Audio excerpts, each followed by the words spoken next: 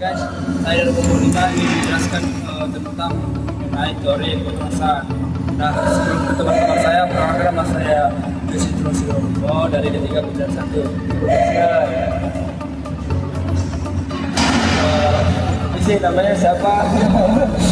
Nama saya Vira Rorasana dengan NIM 10211055. Oke, itu teman saya lagi guys, masuk ke sini nih.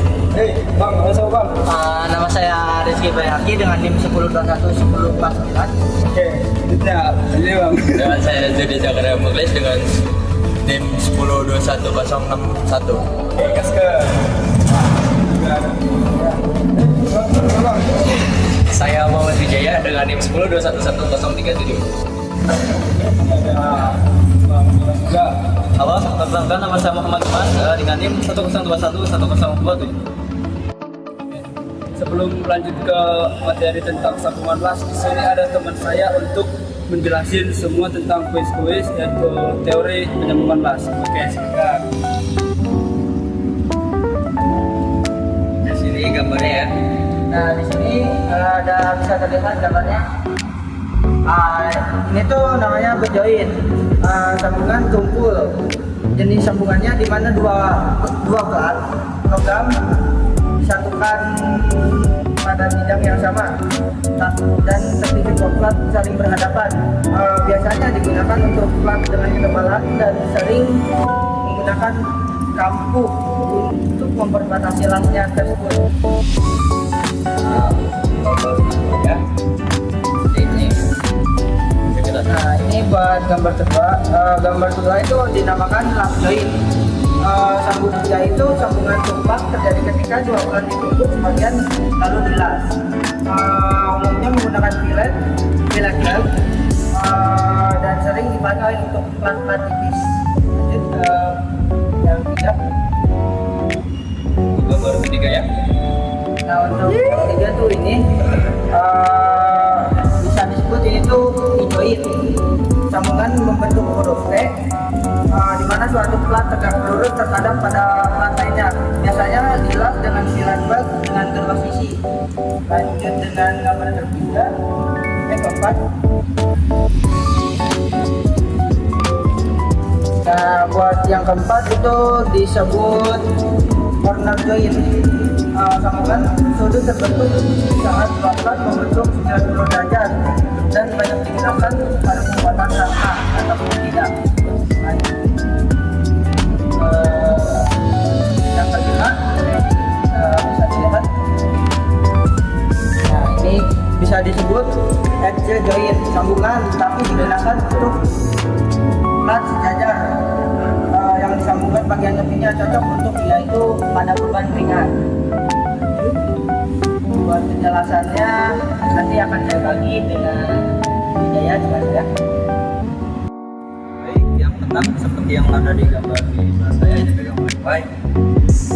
Itu adalah simbol single finger join, yaitu kampu berbentuk V pada suatu sisi untuk meningkatkan penetrasi las.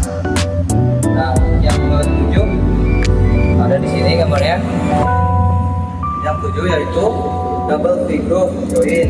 Kampu V di kedua sisi digunakan untuk plat tebal agar distribusi panas merata. Nah, ini yang kedelapannya yaitu fillet weld, las berbentuk segitiga yang umum digunakan pada sambungan T, lap, dan sudut. Nah, baik, ini yang terakhir yaitu yang ke-9, bevel groove join.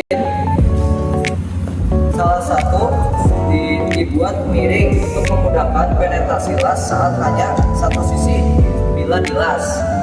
Itu adalah gambar-gambar yang saya sampaikan saya jelaskan juga bersama Ubay. Lanjut ke pilihan ganda yang akan dijelaskan oleh teman saya yaitu Dimas. Yaitu mengenai pilihan ganda. Di sini saya akan menanyakan kepada utara ya untuk persoalan pilihan ganda tersebut. Untuk soal pertama yaitu simbol pengelasan yang ditempatkan di bawah garis referensi menunjukkan bahwa pengelasan yang dilakukan pada A. Sisi lain sambungan, B. Kedua sisi sambungan, C. Sisi panah atau outside, dan D. Permukaan atas benda kerja? C. Sisi panah atau raw side. Jawabannya betul. Oke, terus selanjutnya yaitu fungsi garis panah pada simbol pengelasan adalah A. Menentukan jenis elektroda, B. Menunjukkan lokasi sambungan yang dilas, C. Menentukan besar arus las, dan D. Menunjukkan posisi pengelasan. Jawaban saya adalah B. Menunjukkan lokasi sambungan yang dilas. Jawaban benar. Oke, untuk selanjutnya yaitu simbol lingkaran kecil pada pertemuan garis panah dan garis referensi memiliki arti A. Terputus-putus, B. Las yang dilakukan di bengkel, C. Las keliling, dan D. Las satu sisi. Jawaban saya adalah C. Las keliling. Jawabannya benar sekali. Oke, untuk saat selanjutnya yaitu simbol bendera pada simbol pengelasan menunjukkan bahwa pengelasan yang dilakukan A. Secara otomatis, B. Di bengkel, C. Dengan metode SMAW, dan D. Di lapangan atau firewall. Jawaban saya adalah D. Di lapangan. Jawabannya benar.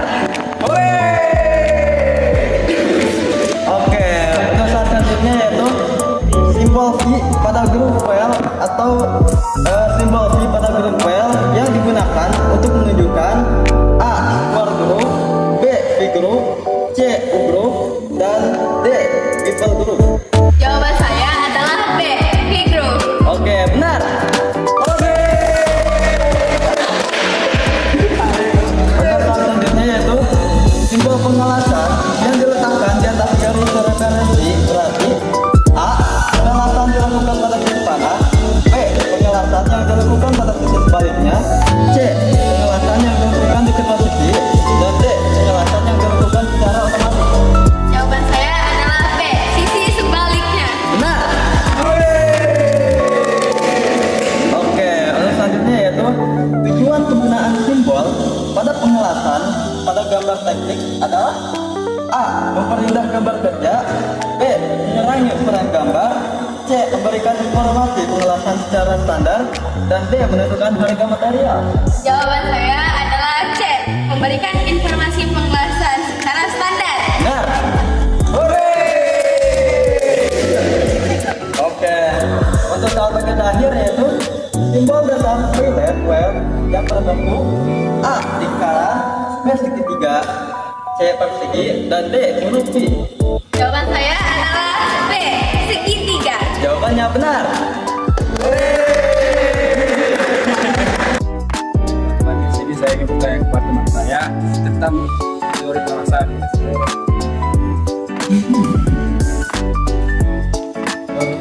Ya, jadi saya ingin bertanya tentang teori pengelasan. Boleh.